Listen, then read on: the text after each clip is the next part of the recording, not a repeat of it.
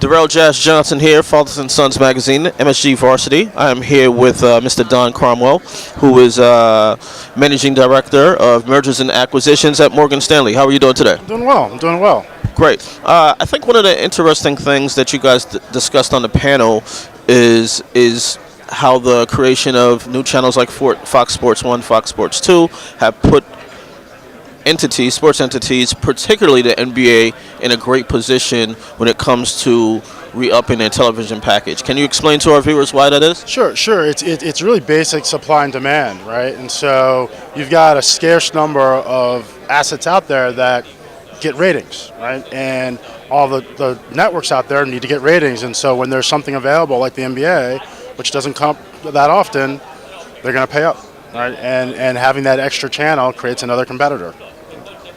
Currently, former Yankees owner George Steinbrenner, who's now deceased, is up for the Hall of Fame in baseball. As much as he did in baseball as a owner, in my opinion, he did more for sports business. Yes Network was the first channel owned by a team. Do you think he is a visionary, a pioneer in that industry? Absolutely. I mean, I think he and his team, for sure. There was a lot of people involved in the creation of the Yes Network and Yankees Nets, but they definitely were.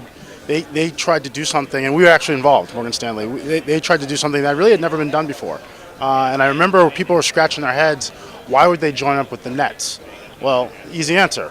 Baseball's summer, the Nets are winter. They needed a winter sport, and with that, they could create a channel. But when they went out to raise capital to do it, a lot of professional investors ran for the hills, right? And it was Providence and frankly Goldman Sachs who came in and were willing to put the capital in, and they've made a lot of money.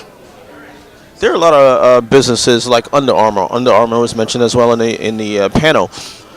To people who haven't really been paying attention, Under Armour came out of nowhere, but they had a great strategy of starting with younger athletes. Can you talk about that strategy and how they've achieved the success that they have now? Yeah, well, look, when you have a small budget, you can't go out and sign an endorsement deal with Peyton Manning, right? You're just not going to be able to do that, right? So the question is, how do you get your product out there where it's seen? Back when they started, it was kind of before social media and Facebook and Twitter, so it was really grassroots. I mean, they were driving around to high schools handing out free shirts and sweatbands, and they had a branding strategy that resonated, right? If you're a football player, that's what you like. You like the fact that you're a warrior, and that's what they really hit upon, and the timing was perfect.